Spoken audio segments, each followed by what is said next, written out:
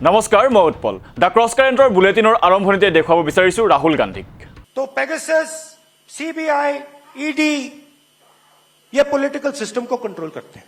Institution के बिना constitution का कोई मतलब नहीं। इंस्टीट्यूशन सबके सब आरएसएस के हाथ में है। इंस्टीट्यूशन आपके और हमारे हाथ में नहीं है। अंबेडकर जी ने कॉन्स्टिट्यूशन को बनाने का, डेवलप करने का, प्रोटेक्ट करने का काम किया, क्योंकि अंबेडकर जी ने हमें हथियार दिया, मगर आज उस हथियार का कोई मतलब नहीं है। उत्तर प्रदेशर निर्वाचन शोचनीय पराजय बरण करबलगिया होइছিল कংগ্ৰেছে। 403খন আসনৰ ভিতৰত কেৱল মাত্ৰ 2খন আসনতে সীমাবদ্ধ হ'বলগীয়া হৈছিল কংগ্ৰেছ।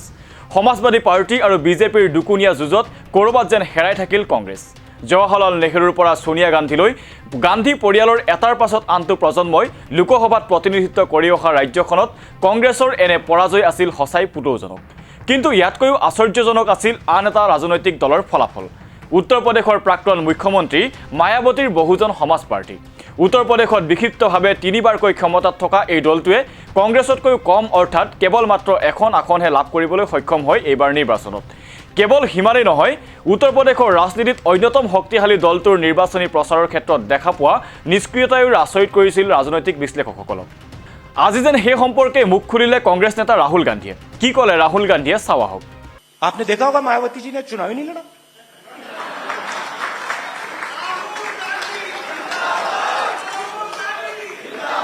हमने मायावती जी को मैसेज दिया, अलायंस करिए, चीफ मिनिस्टर बनिए, बात तक नहीं की, बात तक नहीं की।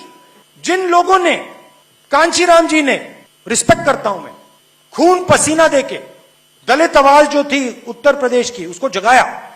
कांग्रेस का नुकसान हुआ वो अलग बात है, मगर उस आवाज को जगाया।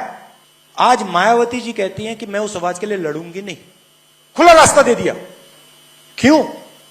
सीबीआई, ईडी, पेगासस, लड़ाई सिर्फ जनता कर सकती है। দ্য দলিত ট্ৰুথ নামৰ কিতাপ এখনৰ মুকলি অনুষ্ঠানত দিয়া বক্তব্যত ৰাহুল গান্ধীয়ে এইদৰে বহুজন সমাজ পাৰ্টিৰ নেত্ৰী মায়াৱতীক আক্ৰমণৰ লক্ষ্য কৰি লৈছে। গান্ধীৰ বক্তব্য অনুসৰি মায়াৱতীক মুখ্যমন্ত্ৰী হোৱাৰ অফাৰ দিয়াৰ পাছতো দলিত নেত্ৰীগৰাকীৰ কোনো উত্তৰ নাহিল। গান্ধীয়ে দাবী কৰে যে মায়াৱতীৰ এনে আচৰণৰ মূল কাৰণ হ'ল ইডি, চিবিআই আৰু পেগাছাছ, কাৰণ মায়াৱতীয়ে এই সংস্থাসমূহলৈ ভয় কৰে। ইয়াৰ সমান্তৰালভাৱে গান্ধীয়ে আৰএছএছ আৰু বিজেপিয়ে দেশৰ গণতান্ত্ৰিক অনুষ্ঠানসমূহক নিয়ন্ত্ৰণ কৰি আছে বুলিও অভিযোগ উত্থাপন কৰে আৰু দেশবাসীক ইয়াৰ বিৰুদ্ধে যুঁজিবলৈ আহ্বান জনায়। চাওঁ আহক ৰাহুল গান্ধীয়ে আৰএছএছক সমালোচনা কৰি কি ক'লে। कॉन्स्टिट्यूशन हिंदुस्तान का हथियार है, मगर इंस्टीट्यूशन के बिना कॉन्स्टिट्यूशन का कोई मतलब नहीं। इंस्टीट्यूशन सबके सब आरएसएस के हाथ में है। इंस्टीट्यूशन आपके और हमारे हाथ में नहीं है। अंबेडकर जी ने कॉन्स्टिट्यूशन को बनाने का, डेवलप करने का, प्रोटेक्ट करने का काम किया, क्योंकि अंबेडकर जी ने हमें हथियार दिया, मगर आज उस हथियार का कोई मतलब नहीं है। और किया कैसे जा रहा है? मीडिया को कंट्रोल करके, 3-4 सबसे बड़े अरबपतियों को कंट्रोल करके, पेगासस से राजनेताओं को कंट्रोल करके। मैं आपको बता रहा हूं, स्टेज पे बता रहा हूं, अगर मैंने 1 रुपया लिया होता ना, मैं ये भाषण नहीं दे पाता। लड़ाई सिर्फ जनता कर सकती है। जब तक हिंदुस्तान कि जनता के अंदर जो आवाज है, जब तक वो नहीं निकलेगी, तब तक इंस्टीट्यूशन को कंट्रोल करके कॉन्स्टिट्यूशन को ये लागू नहीं होने देंगे। और जब कॉन्स्टिट्यूशन काम नहीं करता है तो सीधी चोट डायरेक्ट कमजोर लोगों पर जाके पड़ती है। कौन है वो? दलित हैं, अल्पसंख्यक हैं, आदिवासी हैं, बेरोजगार लोग हैं, छोटे किसान हैं, ये लोग। तो लड़ने का समय है। और जो अंबेडकर जी ने कहा, जो गांधी जी ने कहा, रास्ता दिखाया उन्होंने, रास्ता है, उस पर बस चलने की जरूरत है। কাৰ বিধি প্ৰস্তুত কৰিব পৰা নাই কেন্দ্ৰীয় গৃহ মন্ত্ৰালয়ে, বিচাৰিলে অতিৰিক্ত ছমাহ সময়। কেন্দ্ৰীয় গৃহ মন্ত্ৰণালয়ে বিধি প্ৰস্তুতিৰ তদাৰকী সংসদীয় সমিতিৰ পৰা 9 অক্টোবৰ পৰ্যন্ত অতিৰিক্ত ছমাহৰ সময় বিচাৰিছে। উল্লেখযোগ্য যে গৃহ মন্ত্ৰণালয়ে পঞ্চমবাৰৰ কাৰণে পত্ৰযোগে সময়সীমা বৃদ্ধিৰ অনুৰোধ প্ৰেৰণ কৰিছে। যোৱা 6 জানুৱাৰীত মন্ত্ৰণালয়ে মহামাৰীৰ দোহাই দি 3 মাহৰ কাৰণে সময়সীমা বৃদ্ধিৰ অনুৰোধ জনাইছিল। পাকিস্তানৰ প্ৰধানমন্ত্ৰী ইমৰান খানৰ ভাগ্য নিৰ্ণয় প্ৰক্ৰিয়া আৰম্ভ হৈছে। 8:30 পৰা অনুষ্ঠিত হ'ব প্ৰধানমন্ত্ৰীজনৰ বিৰুদ্ধে অনাস্থা ভোট। আজি পুৱাতে অনুষ্ঠিত হ'ব লগা অনাস্থা ভোটৰ প্ৰক্ৰিয়া সন্ধিয়া 8:30 বিলম্ব হৈ ৰয়। ইয়াৰ পাছতো অনিশ্চিত হৈ ৰৈছে অনাস্থা ভোট গ্ৰহণ, কাৰণ ইমৰান খানৰ চৰকাৰে ইতিমধ্যে উচ্চতম ন্যায়ালয়ৰ নিৰ্দেশনাৰ পুনৰ বিবেচনাৰ বাবে আবেদন দাখিল কৰিছে।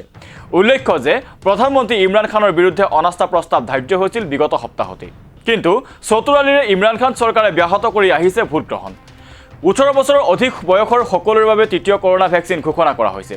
সিৰাম ইনষ্টিটিউটৰ কোভিচিল্ড আৰু ভাৰত বায়োটেকে শনিবাৰে এক টুইটযোগে কোভেক্সিনৰ নতুন মূল্য ঘোষণা কৰা সুচিত্ৰা এলালাই কয় ভেকচিনটোৰ মূল্য 1200 টকাৰ পৰা 225 টকাৰ ভিতৰত নিৰ্ধাৰণ কৰা হ'ব।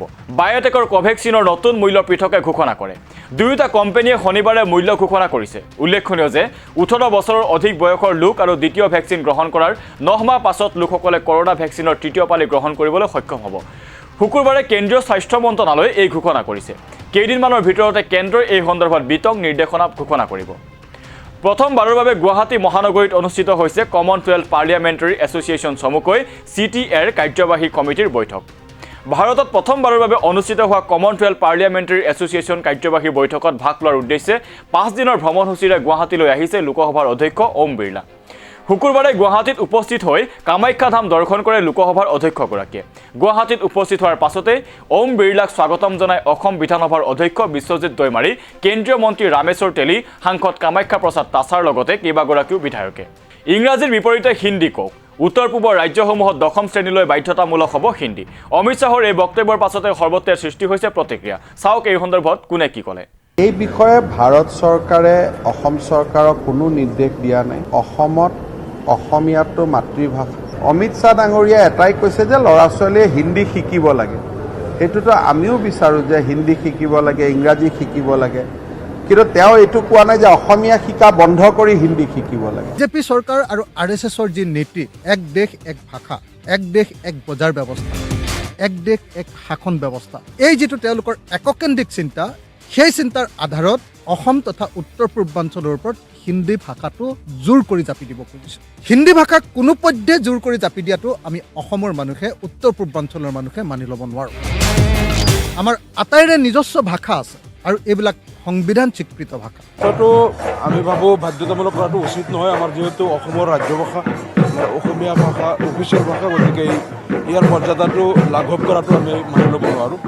এইটো আমাৰ অধিকাৰৰ ওপৰত অনাধিকাৰ আৰু এইটো যিহেতু ৰাজ্যিক লিষ্টৰ হয়, কেন্দ্ৰ চৰকাৰে এনেকৈ জাপি দিয়াটো একেবাৰে উচিত নহয়। অসম আৰু উত্তৰ পূৰ্বাঞ্চলত 10ম শ্ৰেণীলৈকে হিন্দী ভাষা বাধ্যতামূলক কৰিব বুলি কোৱাটো অসম চৰকাৰে প্ৰতিবাদ কৰিব লাগে, সকলো ৰাইজে প্ৰতিবাদ কৰিব লাগে। ভাৰতবৰ্ষৰ সামগ্ৰিকভাৱে অতি ডাঙৰ অংশ মানুহে হিন্দী কয়, গতিকে হিন্দী কোৱাত বা হিন্দী বুজাত বা হিন্দী শিকাত কোনো ধৰণৰ আপত্তি থাকিব নালাগে। মই নিজেও এতিয়া হিন্দী ক'বলৈ চেষ্টা কৰোঁ, কিন্তু জোৰ জবস্তি কৰাটো অনুচিত। স্পষ্ট কথা যে আমি অসমত, বিশেষকৈ অসমৰ স্কুলসমূহত আমি ইতিমধ্যে ক্লাছ 8লৈকে হিন্দী আমি বাধ্যতামূলকভাৱে শিকি আছোঁ। ৰাষ্ট্ৰীয় শিক্ষানীতিৰ আধাৰতে আমি হিন্দী আগতে ক্লাছ 7লৈকে শিকিছিলোঁ, এতিয়া 8লৈকে শিকি আছোঁ।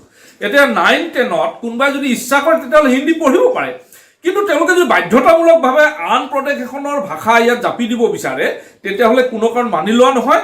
অসমৰ মানুহে ইয়াৰ প্ৰতিবাদ কৰিব, আৰু উত্তৰ পূৰ্বাঞ্চল যদি ইয়াৰ প্ৰতিবাদ হ'ব। ব্ৰিটিছে আহি আমাৰ অসমত অসমীয়া ভাষাটো আঁতৰাই বেংগলী ভাষা অফিচিয়েল লেংগুৱেজ কৰি দিছিল।